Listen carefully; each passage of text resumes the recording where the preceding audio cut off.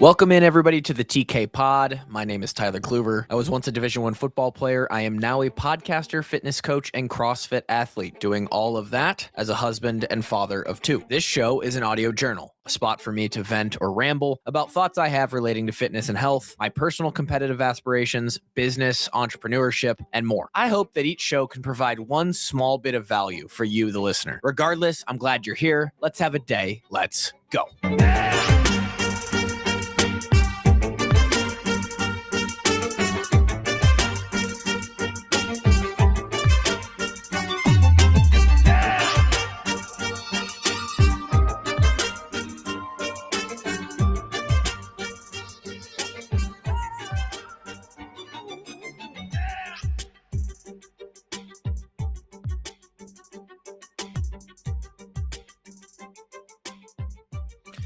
A lot going on.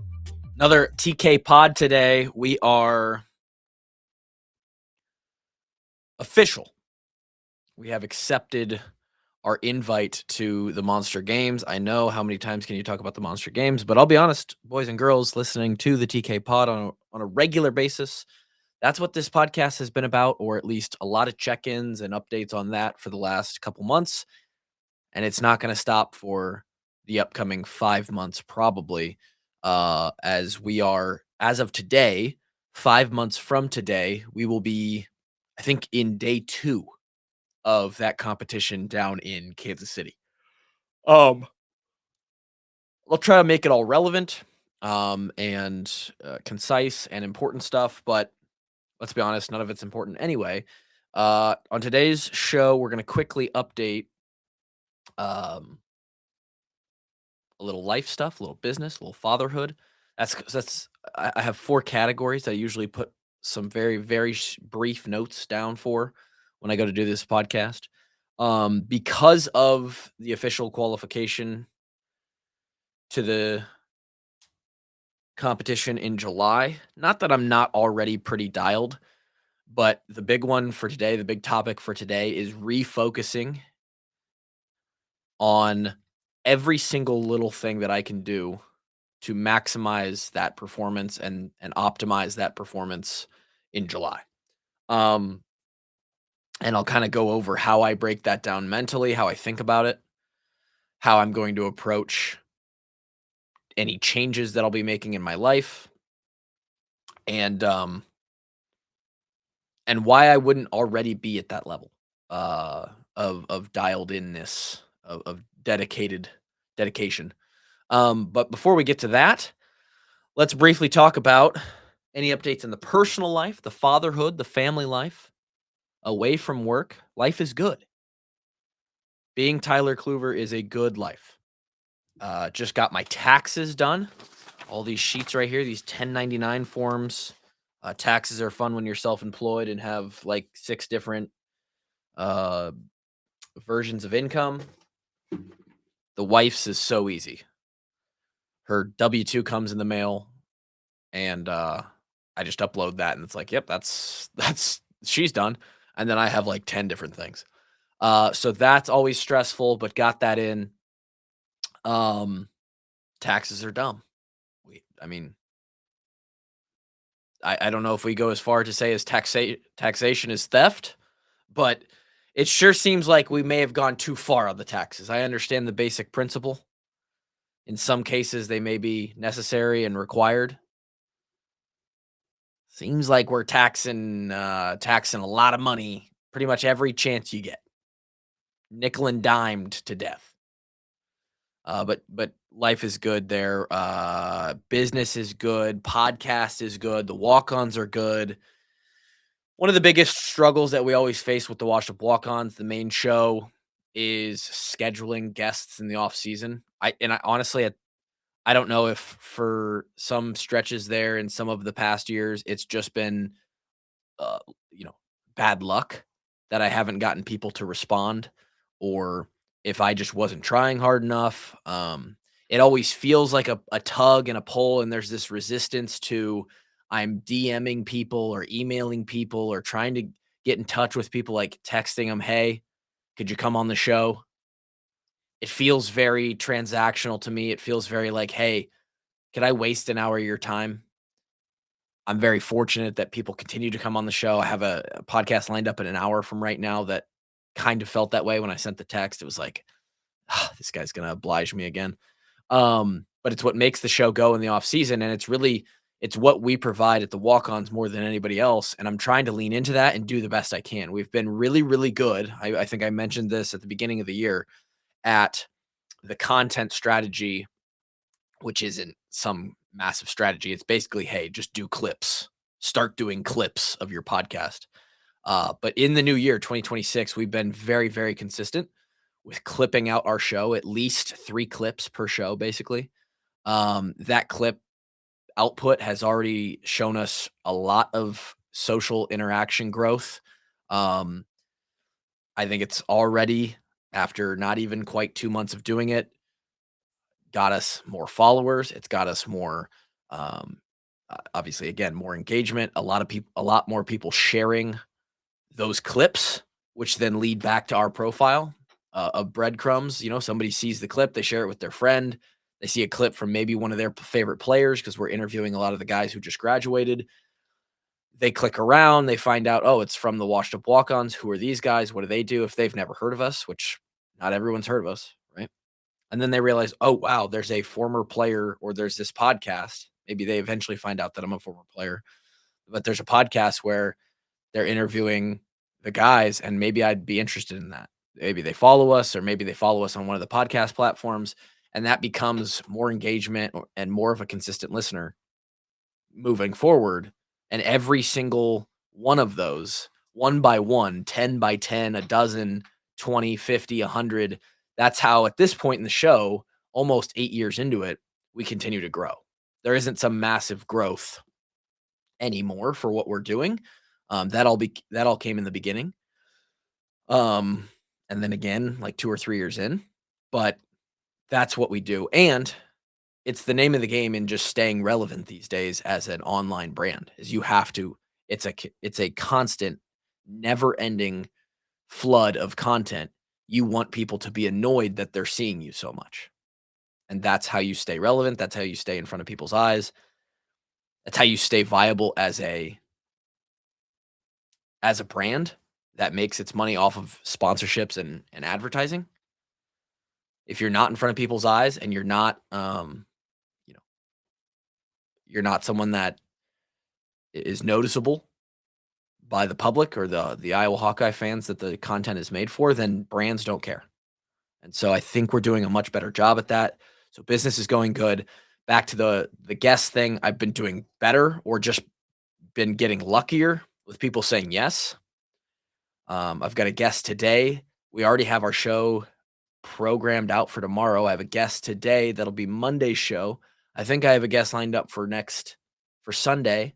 I think I have a guest lined up for next Wednesday, and then I have a couple more just waiting to choose a date. So we're already like several weeks out, and we're at the end of February. So we're already programmed out halfway through March. March is nice because you get pro day around, college football. There's relevant stuff like pro day, and the combine, or the combine is happening this weekend. Started today, I think. The draft is coming up. Spring ball is coming up. So there's other topics that you can work in without having to use a guest. And then before you know it, we're going to be into April. June is when we go to one podcast a week. It becomes actually fairly easy for us to output. It's a slow time. We're not doing as many numbers, but it's intentional. It's a slowed down period where we can breathe a little bit before the season. And if we get into April, May, we just have to make it through 2 slow months in April, May. And that's kind of how I formulate that in my brain. Make it through April, May, we get into the summer. And then before you know it, the season rolls around and you're back into the easy time of year as far as outputting content. But so we're in a really good spot, and I'm happy with how I've been able to manage and sort of bump up the production without having to feel too much of the stress on my end for the walk-ons.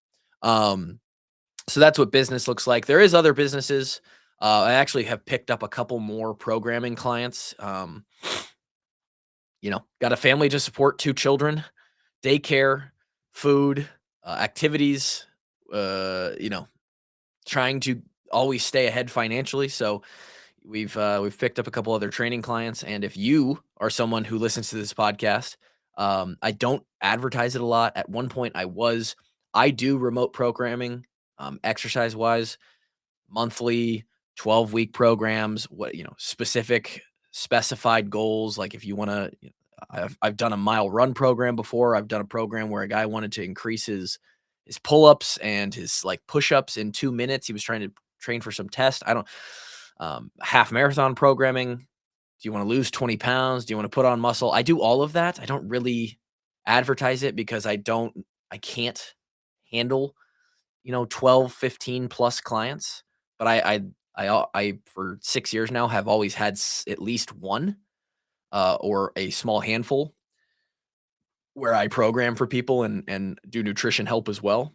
And, been able to get a lot of clients to reach their goals exercise wise, but also knock off a bunch of weight, look better, feel better. If you're interested, let me know.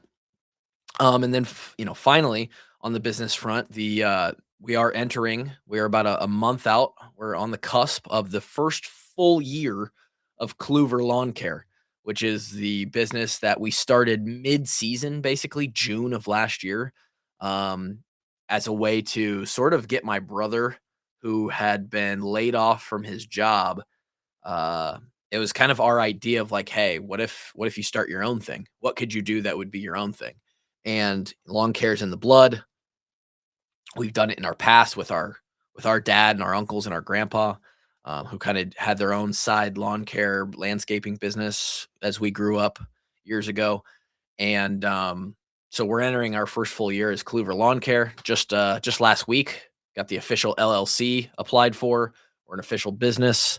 We'll be opening up the business bank account here soon, and we are booking clients for 2026, focusing mostly in the beginning on the very superficial lawn mowing, tree and bush trimming, edging, stuff like that. Maybe eventually moving more towards actual landscaping, like kind of more involved jobs. But so we're working on building that as well. And I don't know if you want to call it co-owner. It doesn't feel like we have anything to own really yet. Co-founder of that, 1/3 of that business. And my brother Zach will be coming out today. He'll probably listen to this on the ride home from today. Um, we've been, grassroots, bought 2,000 door hangers, little advertisement door hangers that you get, somebody walks by, and we've been walking the neighborhoods trying to hand those out, just trying to pick up any client that we can, trying to build that client base, brick by brick. So that's a humbling experience because, it feels like about the easiest job ever is, someone hires you online to like hand out their door hangers for their business and you're getting paid like 10 bucks an hour to just walk neighborhoods. And I'm doing as the founder of the business and someone who has multiple other jobs with income, I'm doing that because that's what it takes to grow a business. That's what, especially a service business, you have to get in front of eyes, you got to advertise yourself, you have to let people know that you are available for a certain service. And one of the easiest ways and, best ROI ways, if you're willing to do a bunch of walking around, is to just go hang little card advertisements on people's doors. Um, so doing a lot of that and everything is good. Um, Before we get to the fitness, which is the main course for today, disc golf update. That's one of my five. These are my five little boxes of what I could talk about on this podcast: life and fatherhood, nerdy hobbies, business slash washed up walk ons, which also now includes Clover Lawn Care, fitness, or disc golf updates. On the disc golf update line, we have a little bit of movement as we get towards March in the warmer areas of the country. Of course, there's really no snow year round in like Florida or California or Texas, even though Texas got hit with like a weird winter storm this year.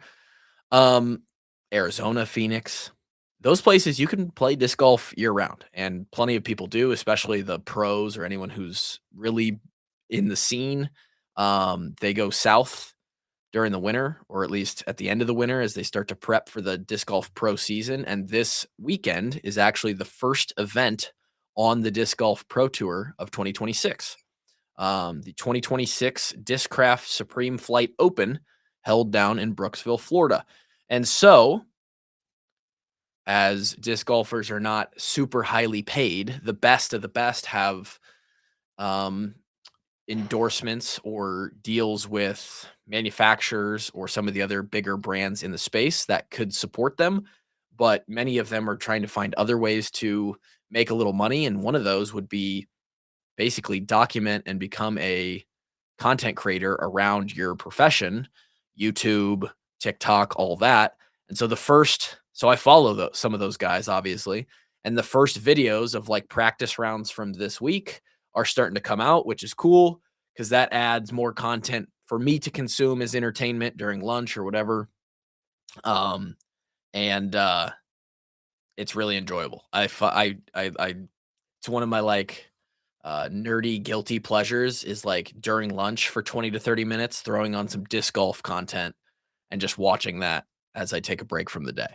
And that means that, as the weather gets nicer, we had a couple 60-degree days last week. I think today, even though it's been cold, like pretty damn cold, 20s, teens here in Iowa the past 4 or 5 days, I think it's supposed to start to warm back up. Hopefully it does, since we're walking door hangers today, which means that the courses around here are going to start to dry up a little bit, and it's going to be nice enough to be outside for 90 minutes at a time.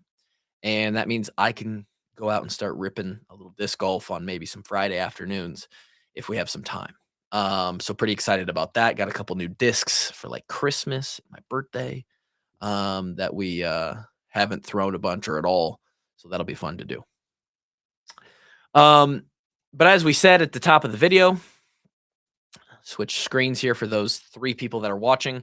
This is the main course and really what's consuming my mental capacity right now.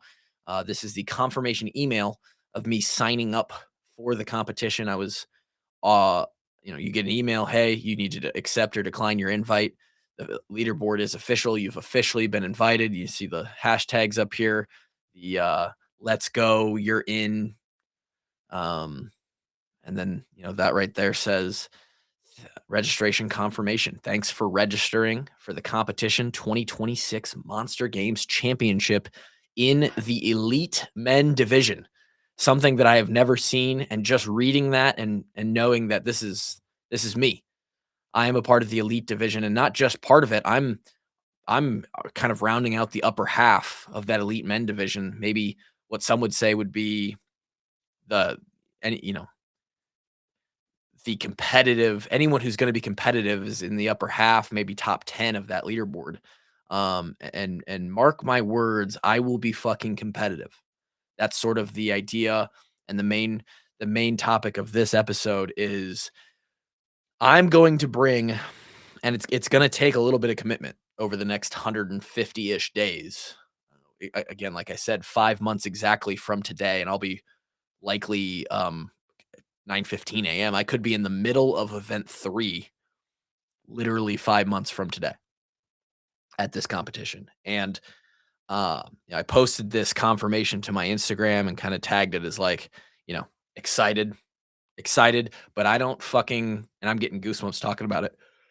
I don't sign up for something, especially that's something that costs $250 and more than that, because we're gonna go travel and spend 3 nights in a hotel, and the fam is gonna come with, and alongside that, there's gonna be extra expenses, like a couple things equipment wise that I'm probably gonna end up purchasing. We're gonna talk about that. Can't wait. Gives me an excuse to spend another couple $100 on the home gym.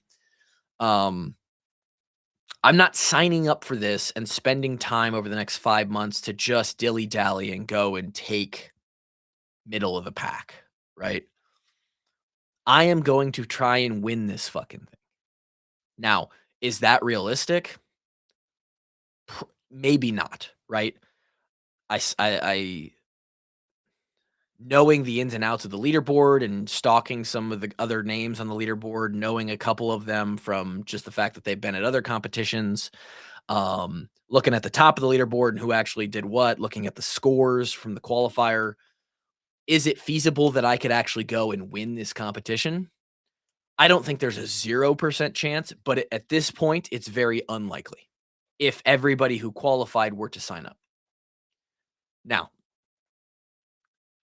do I think that it's possible that I could go and push for a podium spot? Yes. In my head, I actually think so. Because even if everybody signed up, I know the amount of work and dedication that I'm about to lock in for over the next 5 months, and that's really the goal here. I am going to, maybe for the last time in competitive fitness, because who knows? I hope it's not. I hope I get this opportunity next year. I hope I get down the road. I hope when I'm in the masters division, this is years from now when I'm 35. If I still have the desire to, I hope that I have the opportunity to lock in and spend as much time as I would like to on, a masters competition or trying to make the masters CrossFit games or whatever that may be. But I don't know that I will for sure. You don't know what life is going to be like. Fuck, yesterday I was watching a TikTok and you see all these like young people getting cancer and sad stories come across, and somebody loses a husband or a wife and now a kid's got no father. And I just like, at one point I looked at myself in the mirror yesterday and I was like, you don't even know if you're going to fucking be here next year. Right. So I, you don't know if you're going to be here tomorrow. And that's just how life is. And so I'm going to approach this competition like it's potentially the only chance I'll ever get at a true individual elite competition. And I know that the other guys who sign up for this will train hard over the next 5 months and continue to get fitter. I have a feeling that I'll be better. I have a mindset right now that's going to not allow anyone to outwork me, and I hope that fire burns. Right now, I'm feeling super motivated. Yesterday, the first workout of really like yesterday was the first workout, the first day where I had accepted the invite, and now every workout moving forward was sort of in prep for this one thing. Yes, the open starts this week. This really should be a pre-open workout podcast because that happens tomorrow, week 1. But the way it's set up this year, I'm gonna be top 25% in the open, which means I'll be in quarterfinals. I'm gonna be top 2,000 in quarterfinals, which means I'll technically be eligible to sign up for the online semifinal. But I don't even know if I'll do that. Like, doing really well in quarters is a goal. I don't even know with the judging standards, like, you have to have 2 official judges that have taken the course and all these specific requirements, and I don't know if spending $100 to do the online semifinal will even be worth it. Especially when my motivation isn't necessarily to just be on the leaderboard and see myself not make the games, and I have this outside competition that's more important to me. So, it's all eyes, all efforts, all full steam ahead for this Monster Games, and man, yesterday I did a double session for the first time in a couple weeks and was motivated, and I've got these thoughts and ideas swirling around in my brain of like, okay, in 5 months, how much can you lock in, right? My diet's pretty good, my sleep is pretty good, my training's pretty good, my stress reduction and managing life outside of things is pretty good. I kind of think of it in those 4 categories. How could they be great or elite for at least 5 months? How could we make this our North Star for 5 months? And what does training, sleep, diet, and outside life slash stress reduction look like if I were to optimize all 4 of those categories the entirety of my life for the next 5 months to be the best at this competition? It would be a little bit unbalanced because again, the North Star would be this competition and not necessarily, and it doesn't mean I'm going to stop being a good dad or a good husband, but maybe I'm 95% of the husband I could be, 96% of the dad that I could be for 5 months, right? 5 months of selfish, everything's about making sure that I can train as hard as I possibly can, recover as best as I can, put on more strength, more muscle, more cardio, be more well rounded, have more of an aerobic base so that when I show up in July, the guy who qualified in 15th, the leaderboard shifted just a little bit after video review, and I was tied with the 15th place guy, so I was technically 16th. Well, now I'm in 15th place, right in the middle of the leaderboard. 30 guys are going to be in this competition. Can the guy in 15th actually maybe fuck around and be relevant around that top 5, top 3 spot? Can I compete with the biggest of the big dogs at this fucking competition? Maybe throw a wrench in things. Be a staple in the final heat in day 2 and 3, hopefully. So that's what and I don't even have the exact plan yet. I'm kind of spending this week formulating stuff. I mean, there's 4 areas, right? Sleep is one of them. I'm pretty dialed on sleep right now. I'm averaging 8 hours, maybe even a little more in the last couple weeks. I want to push that towards 8.5 if I can for the next 5 months. Again, not always on my terms. Sometimes the kid wakes up in the middle of the night. Sometimes you just get a bad night of sleep. But I want the average. I want the 9 out of 10 nights to be I wake up and my Garmin watch on the nightly recap, the morning whatever, the morning report say you got 8 hours and 17 minutes last night. Your recovery score is 89 or 92. And that's what I've been averaging for the last 3 weeks. Not a lot to do there other than just kind of keep doing what I'm doing. So that's one area checked off. Nutrition wise, there's not a lot to change there either. Honestly, with an increased training volume, which we'll get to in a second, that's really where things change. It's really just about continuing to get enough calories to support the training volume, 200 plus grams of protein per day. Try to eat the majority of carbs around workouts, fuel for workouts, fuel after workouts. Make sure I'm hydrated. Electrolyte packets pretty much every day. Protein shakes, creatine. Is there anything I can add? Maybe a little fiber, maybe a little magnesium. I'm thinking about supplements that I haven't been taking in a while. But it's pretty much just eating to fuel. And then, which is nice because the one thing you don't have to worry about when you increase your training volume and you're going nuts in the gym 2+ hours a day. I mean, I'm trying to push training volume probably to 12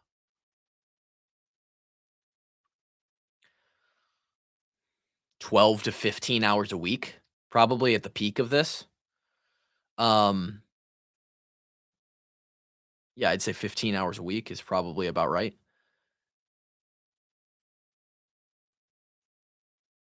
So you don't really have to worry about having some ice cream or going out for burgers or having some pizza. It all just kind of gets absorbed. But managing that and knowing that food is fuel and eating to best fuel and help me recover so that I continue to wake up and do it again for about 150 days in a row. Not much to change there, but some stuff to be mindful about. Maybe a few supplements to play with. On the life side of things, everything outside of diet, nutrition, and sleep, diet, exercise, and sleep, there's a lot that goes on there. Not a lot of it's under my control. It's pretty much stress reduction, planning ahead, scheduling, making sure things are on the calendar as far as like what my wife and I have going on, appointments that we have, things that the kids have. Honestly, putting the phone away, getting away from work, getting away from exercise, and just being with the family is a stress reducer. Just, spending time with them, so it's positive in a way. There's not a lot to change there. Being the best father and husband that I can be is honestly a cup filler, so using that to my advantage. And then the one big thing is going to be training. How does training change from what I've been doing, which is volume wise, probably somewhere around 8 to 10 hours a week? Yeah, that's a lie. I've probably already been at 10 hours a week in the gym. What does the increase in volume look like from 10 to 15 plus hours? What fills that time? How much is cardio? How much is lifting? How do I specifically train for this competition? How do I study the last couple years of this competition and the events that they put on to prepare myself best for what might come out? Because the events for this competition don't come out until a week before. They might announce one like a month out. They'll announce all the potential movements a month out, but we kind of already know what those look like. And so locking in and training through the open, through quarters, through semis, using the semifinal workouts, all of the in-person semifinals, the Mayhem Classic, um the Syndicate Crown, the NorCal Classic, all of these, Wodapalooza, all the big competition workouts that come out, using those to compare, doing those workouts, testing myself against some of the best in the world that'll be doing those workouts. Gonna spend a lot more time. Two of the big ones as examples before we finish this up is there will likely be a swimming event, so I'm gonna have to get my ass in the pool for the first time ever in a training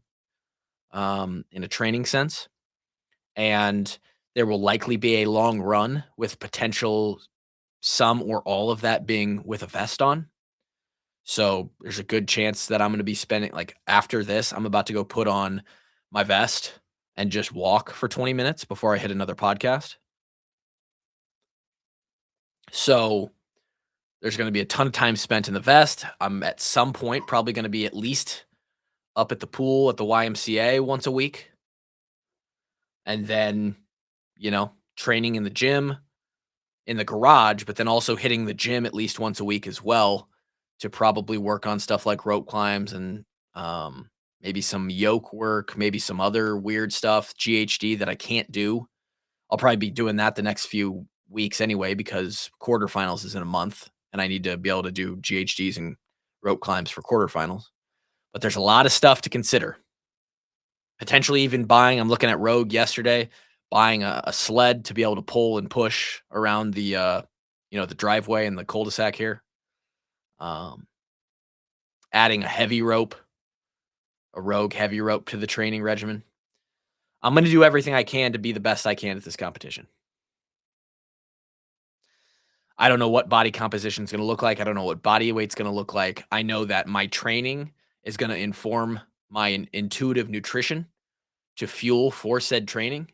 I'm going to be smart. Recovery, didn't mention recovery. That's going to have to tick way up. And this is where I've been slacking. I have not been doing inversion table. I have not been rolling on the foam roller as much, doing mobility. All of that now becomes a thing, probably 20 to 30 minutes a day of total of that. It's going to be necessary because of the increase in volume. We got to be smart in ramping that volume up to not get hurt, to stay fresh, to keep the CNS good. Lots of things swirling around in my head for this specific 5 months to maximize for that competition. And the days and just life in general for 150 days are going to be full. There's not going to be as much downtime where I'm watching YouTube videos or I'm just hanging out. Every minute of every day is pretty much going to be booked out. And that's what we're committing to. It's hard. It's going to be tough. There's going to be a lot of days where I don't want to do it. Thankfully, we're coming out of the cold season where it's not as hard to get out into the gym and work out because that makes it even worse during the last few months of like open prep when it's fucking 7 degrees in the garage and you got to go work out in full sweats and you're still cold. The heat and the weather and the summer is going to be part of it. It's going to be a lot of runs in a vest, pushing sleds, all that in the 90-degree Iowa heat to prepare for one event basically down there because one event will be outside. 2 if you count the pool. So that's what we're looking at. 35-minute TK pod today. stay tuned because all of that is coming down the pipe, as well as the entire. I mean, next week we'll talk about the open workout and how that went. That announcement gets dropped tomorrow, I think at 3 in the afternoonish. And by the next time you guys hear me talk, I'll have an open workout in the books and on the leaderboard, and we'll kind of see where we're at there. But motivation and fuel and the fire right now is hot. It's burning fucking hot, and I am locking in for 150 days to maximize how much of a weapon I can be in Kansas City in July. Thanks for listening. We'll be back next week to talk the first week of the Open, and I appreciate you being here. See you then.